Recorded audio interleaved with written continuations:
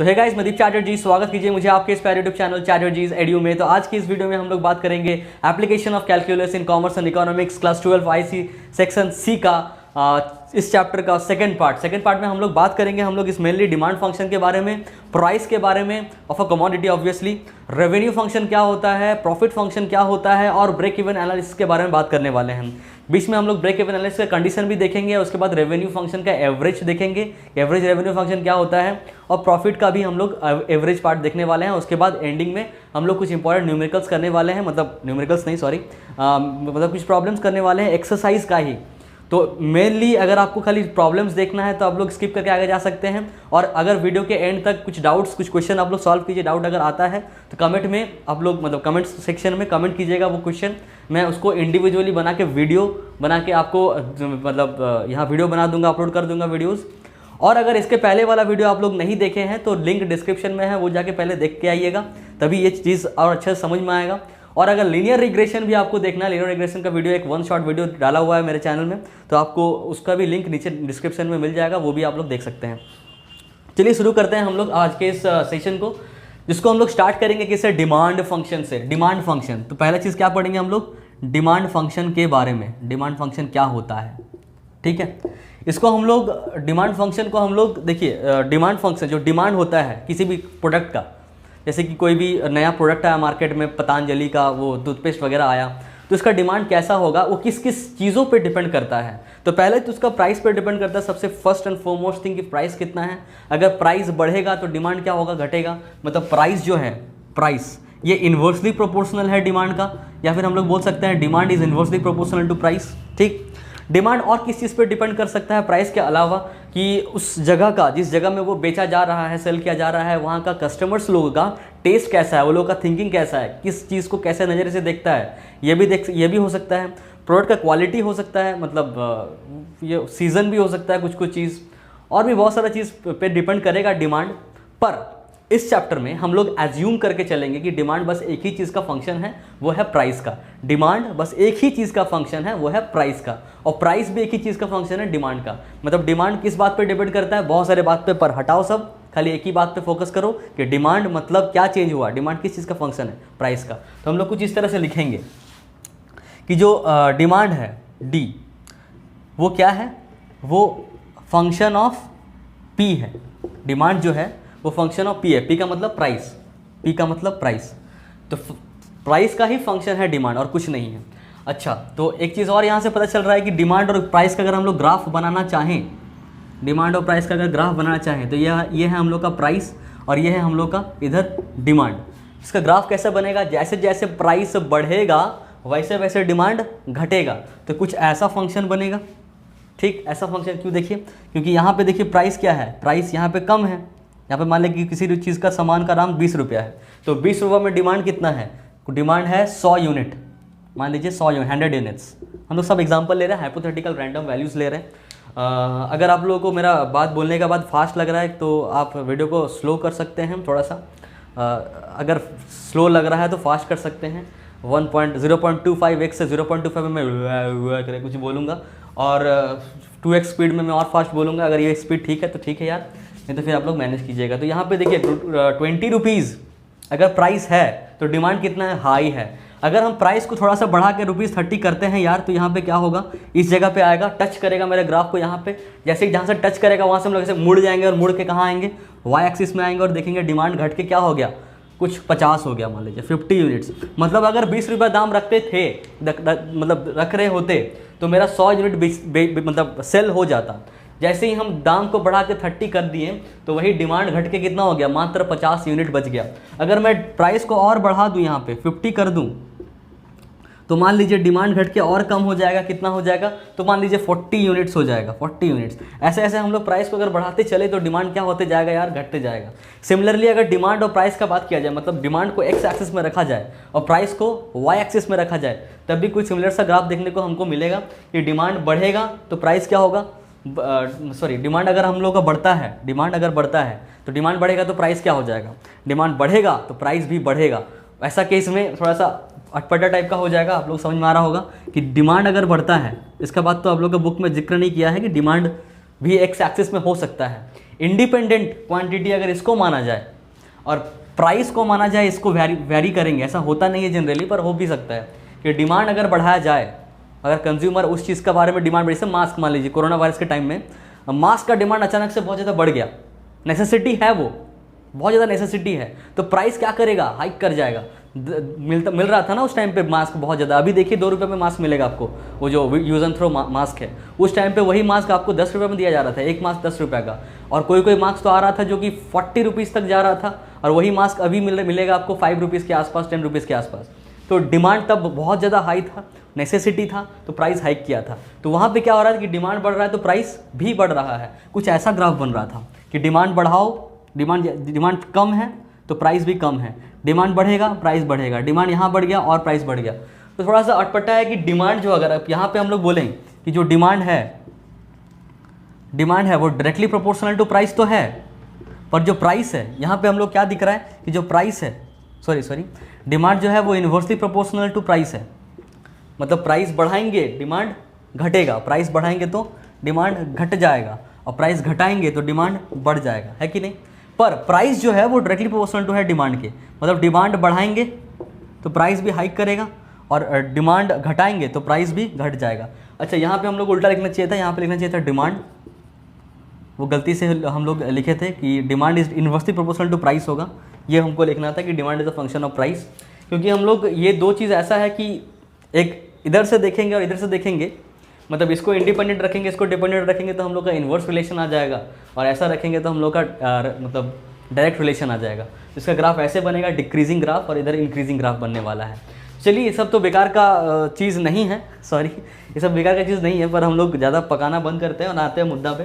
तो ये समझ में आ गया डिमांड फंक्शन क्या है। तो इसके बाद हम लोग ये लिखते हैं कि जो डिमांड है, हम लोग ये अभी तक देख लिए कि डिमांड जो है फंक्शन है किसका, डिमांड है फंक्शन प्राइस का। तो हम लोग ये करेंगे कि जो डिमांड है इसको हम लोग यूनिट्स में बोलेंगे, कितना यूनिट, मतलब 10 यूनिट, 100 यूनिट, 50 यूनिट, उसी हिसाब से डिमांड का बात करेंगे।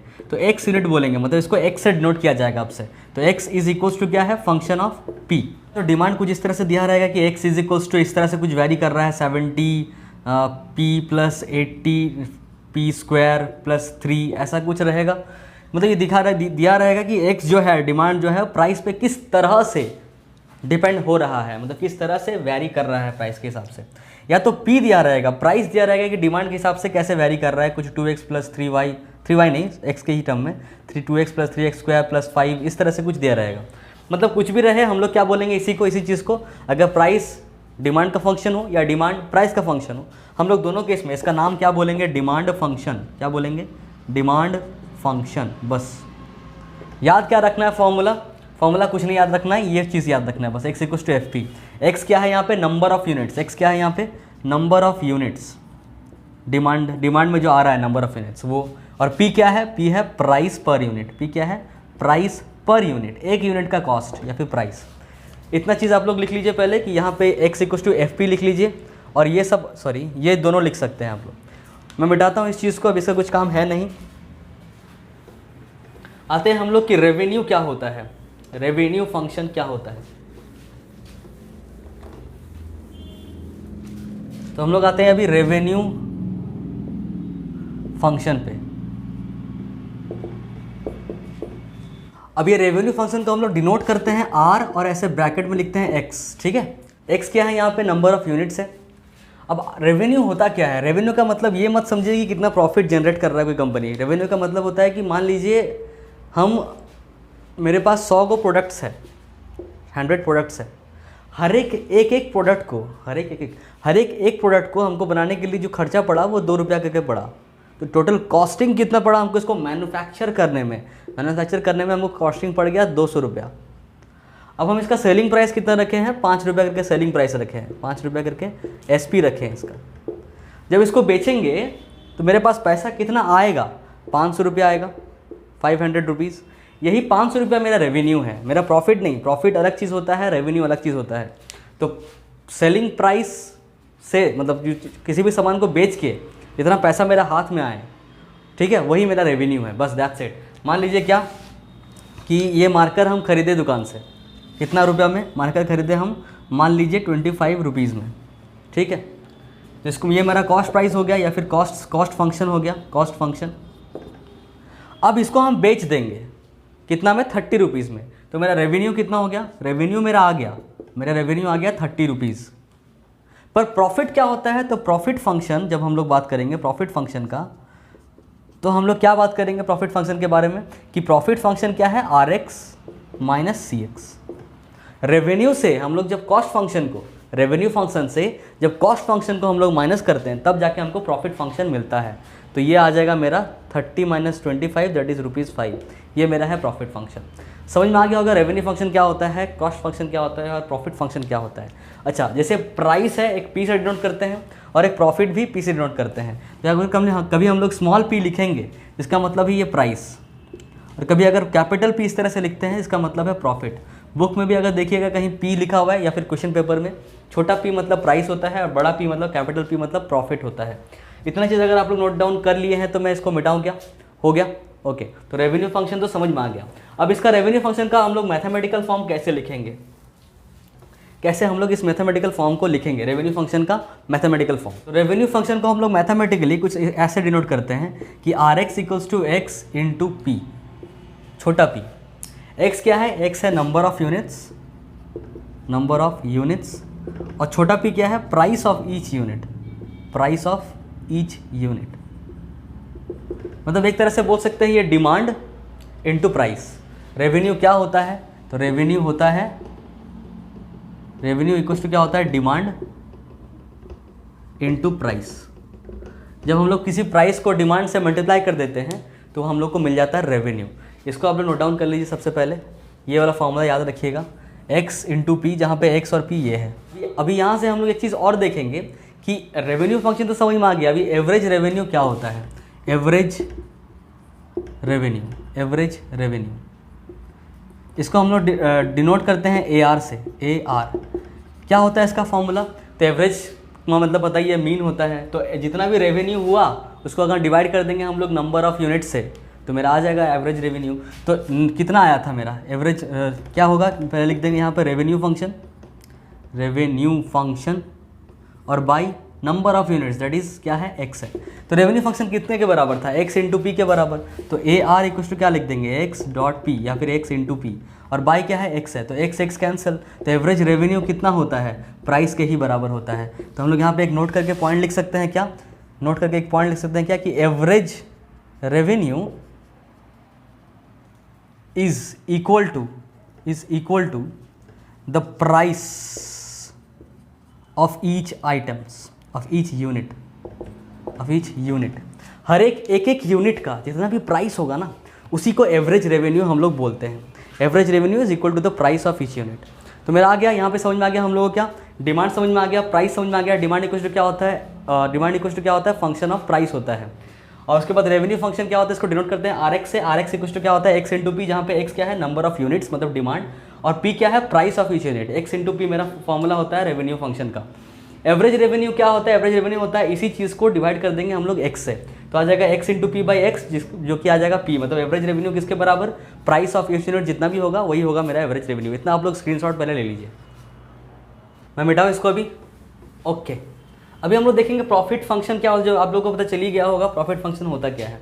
प्रॉफिट फंक्शन क्या होता है कि रेवेन्यू से अगर हम लोग कॉस्ट फंक्शन को माइनस कर देते हैं तो हमको प्रॉफिट फंक्शन मिल जाता है। नेक्स्ट हम लोग क्या लिखेंगे, प्रॉफिट फंक्शन। आप लोग नोट्स अगर बना रहे हैं तो बनाते चलिए, नहीं तो बस सुनते चलिए, आप लोग क्वेश्चन बन जाएगा, इतना तो श्योर है।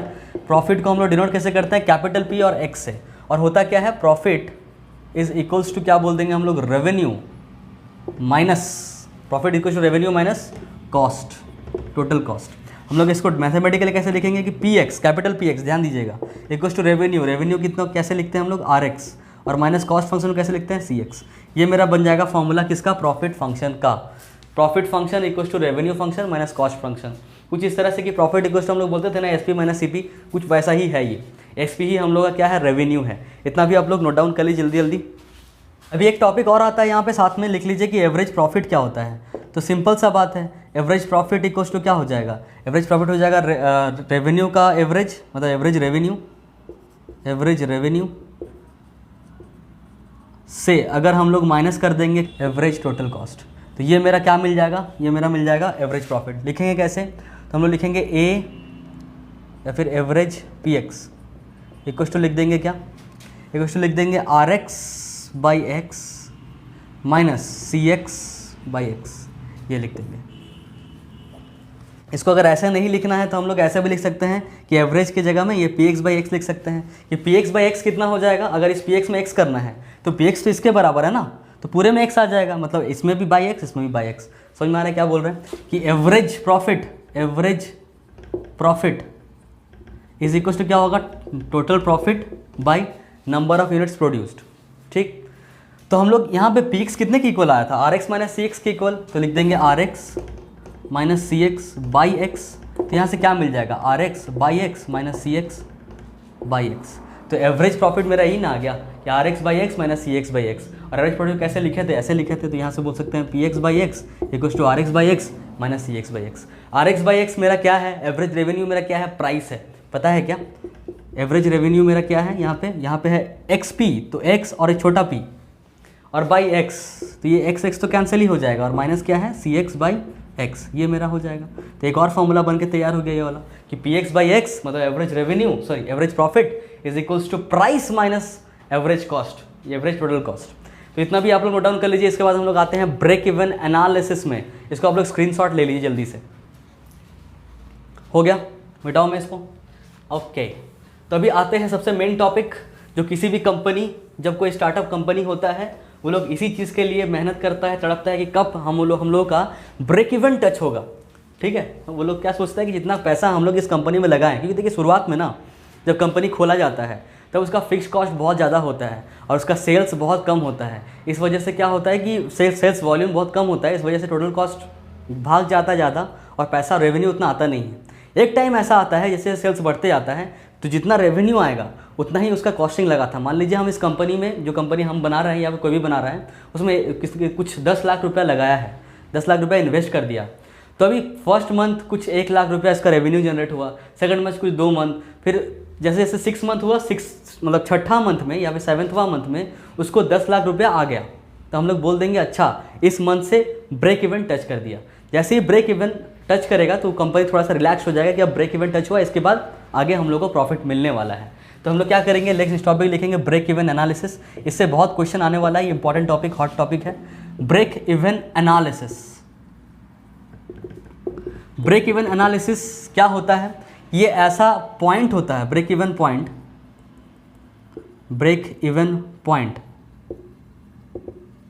ये एक ऐसा पॉइंट है, इट इज दैट पॉइंट, ये वो पॉइंट है वेयर जो टोटल कॉस्ट है, जो कॉस्ट फंक्शन है, where cost function is equals to, जो कॉस्ट फंक्शन है वो इक्वल टू हो जाए किसके, रेवेन्यू फंक्शन के, where cost function is equals to revenue function.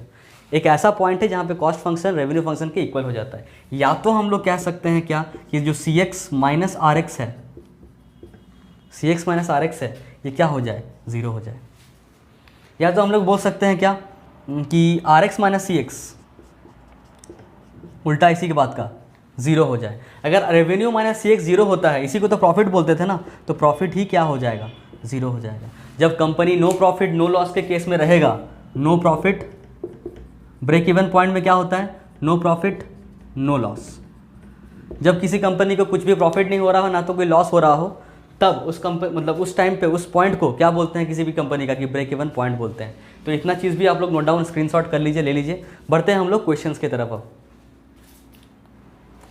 हो गया, मिटाओ मैं इसे। ओके, चलिए देखते हैं हम लोग का फर्स्ट क्वेश्चन क्या है। तो ये है हम लोग का एक्सरसाइज 1.2 का क्वेश्चन नंबर 1, जो कि है फाइंड द प्रॉफिट फंक्शन। अच्छा, एफ लिखेंगे तो हम लोग फंक्शन समझ पढ़ेंगे उसको।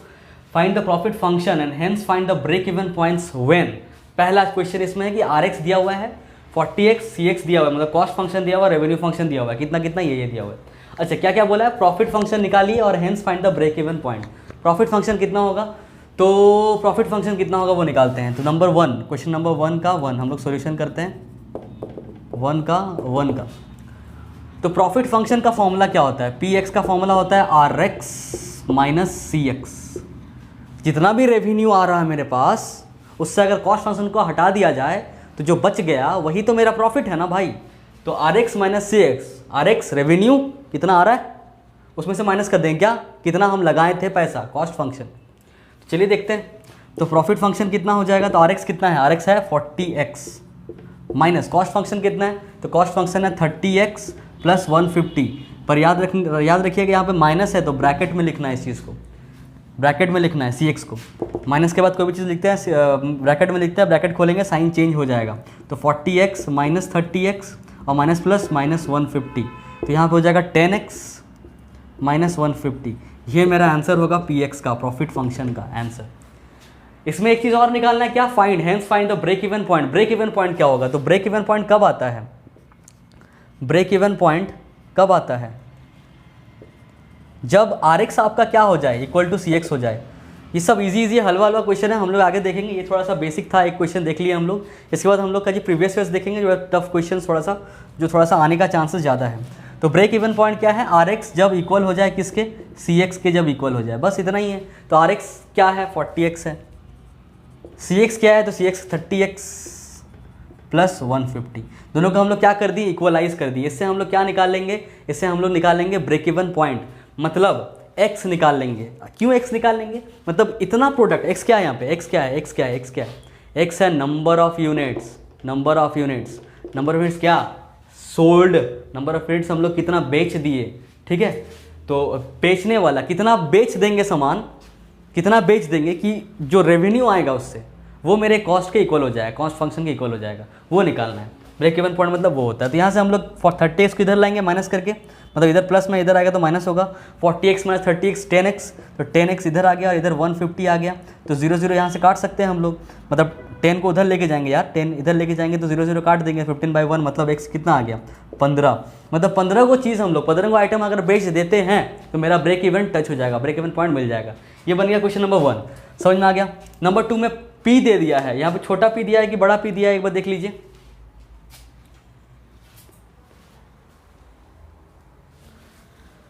एक बार देख लीजिएगा, छोटा p, सब छोटा p है, आप लोग देख लीजिएगा, छोटा p होगा।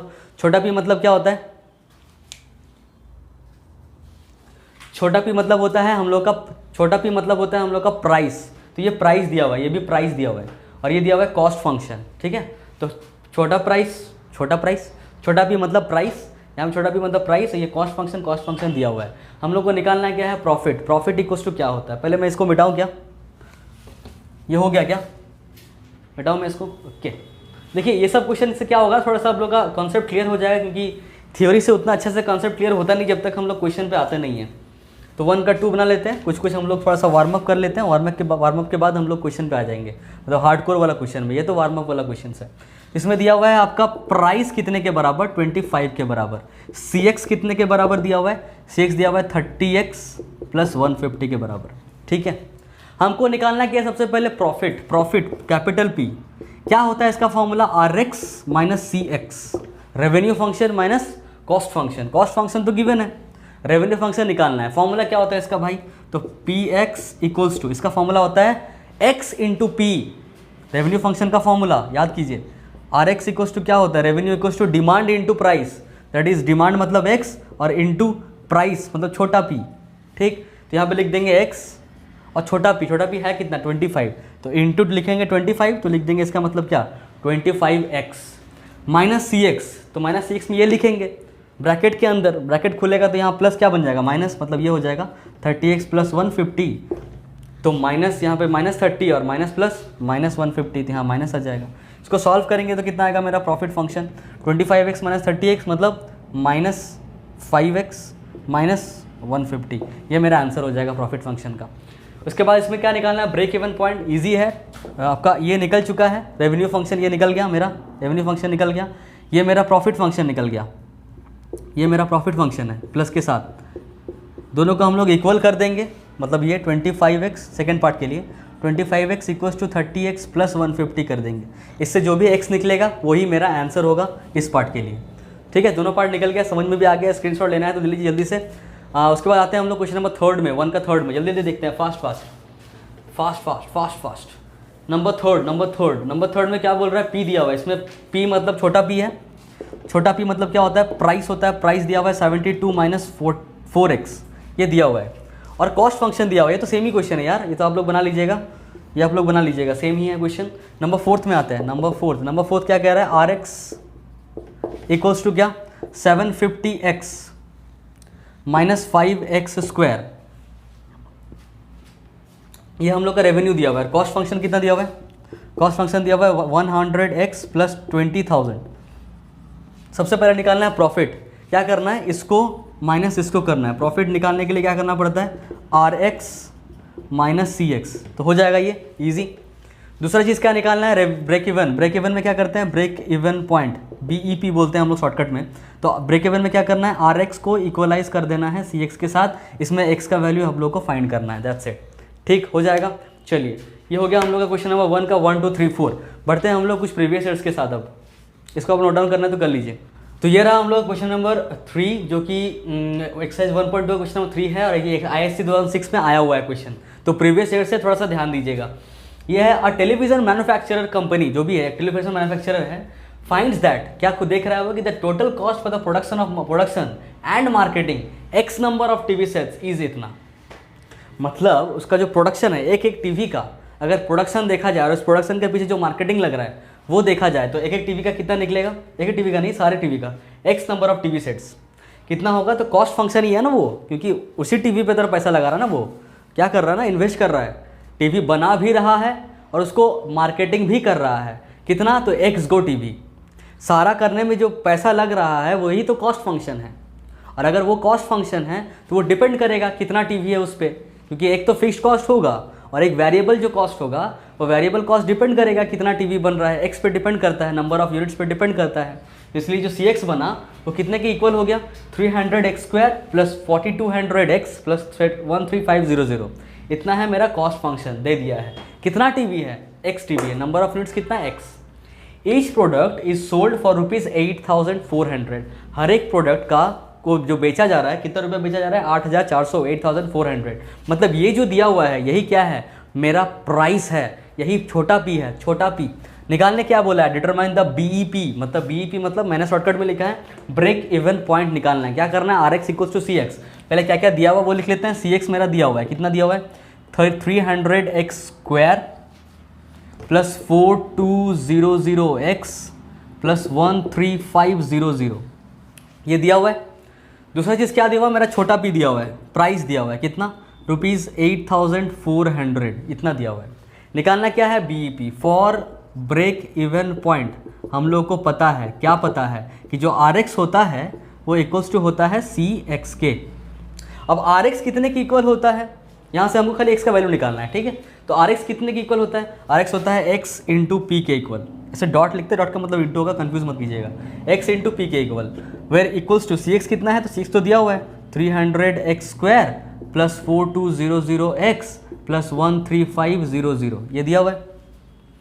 x और p पता है हमको, x नहीं पता, p कितना है 8400, तो हो जाएगा 8400 और इंटू x, और इक्वल्स टू हो जाएगा 300x स्क्वायर प्लस 4200x और प्लस 13500। ये समझ में आई क्या होगा, कैसे सॉल्व होगा, क्वाड्रेटिक इक्वेशन बनेगा, उसको सॉल्व करना है, बस खत्म हो जाएगा।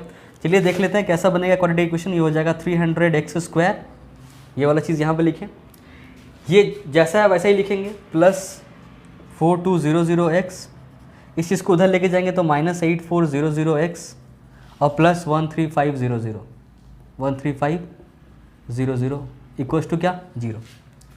अब इसको हम लोग सॉल्व करेंगे। क्या करेंगे, पहले लिख देंगे आराम से 300x स्क्वायर प्लस, यहाँ पे कितना आएगा, प्लस नहीं आएगा, माइनस में आएगा कुछ, 8,400 में 4,000 चला गया तो हो जाएगा आपका 4,400, उसमें 200 गया तो 4,200, 4,200 होगा मेरा यहाँ पे, 4,200x और प्लस 13500।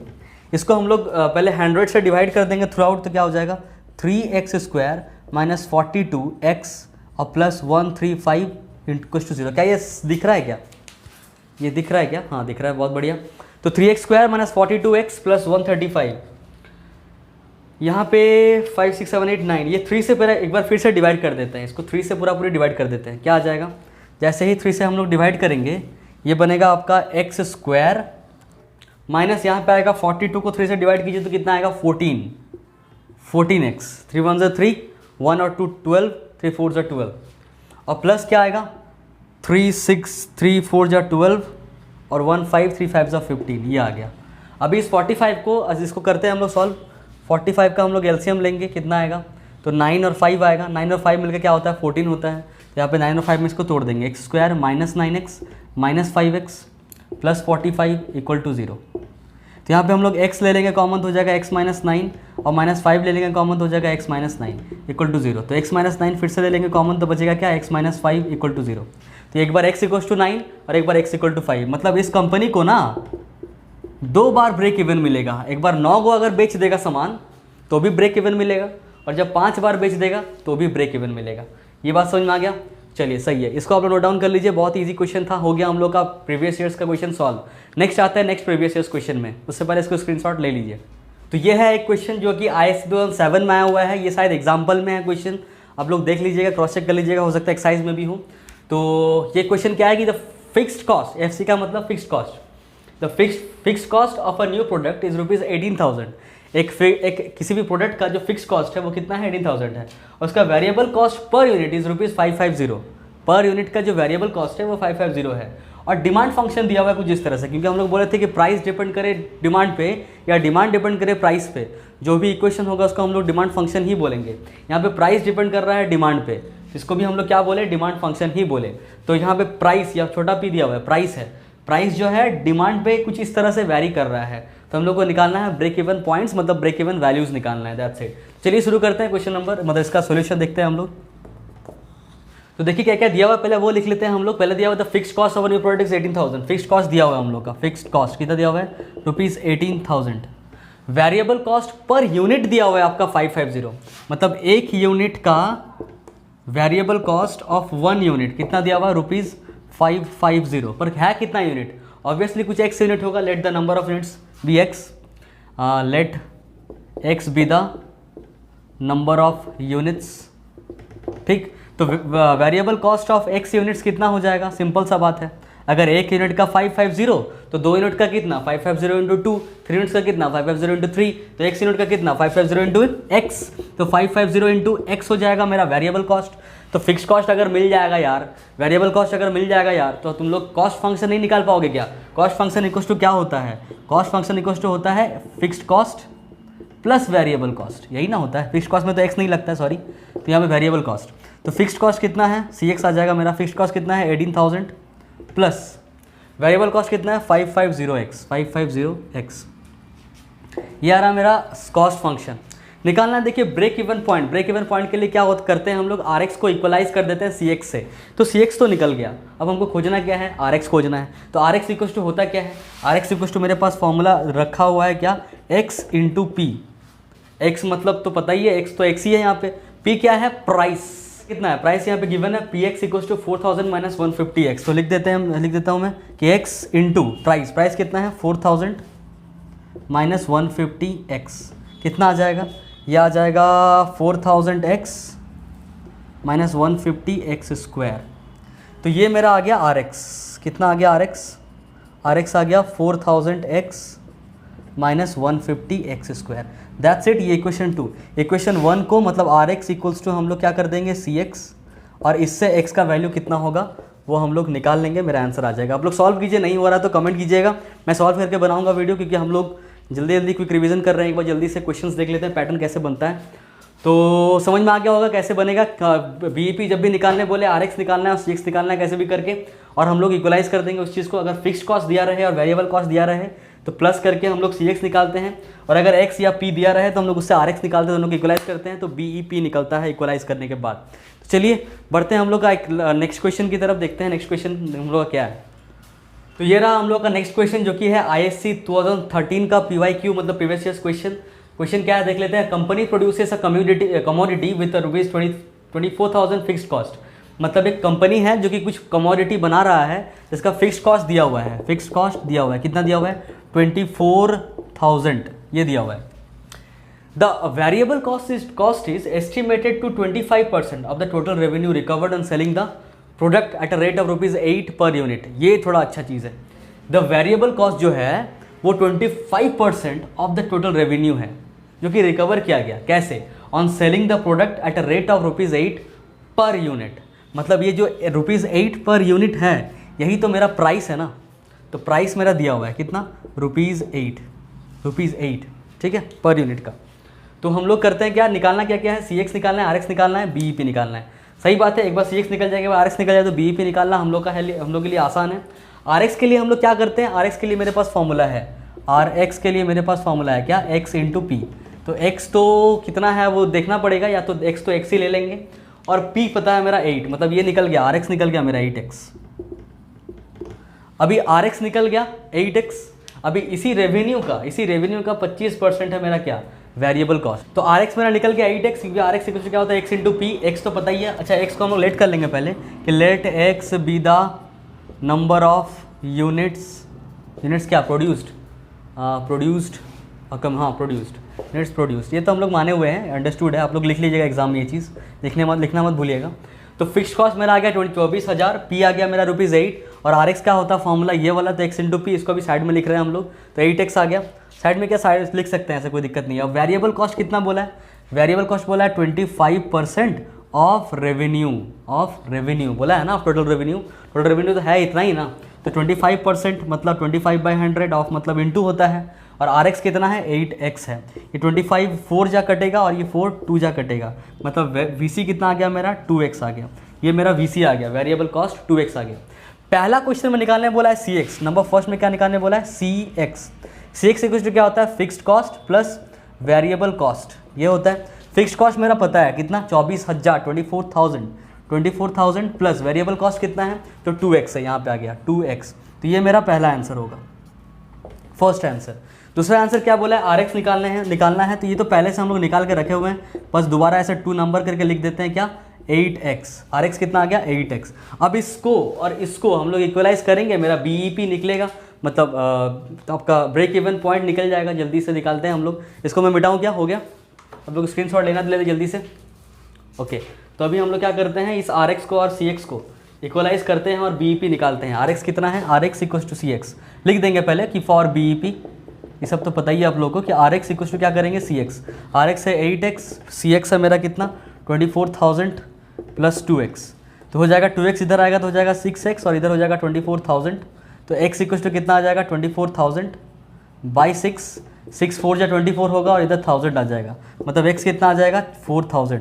मतलब 4000 यूनिट बेचेगा तब जाके कंपनी ब्रेक इवन पॉइंट को टच करेगा, मतलब नो प्रॉफिट नो लॉस वाला स्टेज में आ जाएगा। इसके बाद इसका प्रॉफिट आना स्टार्ट होगा कंपनी का।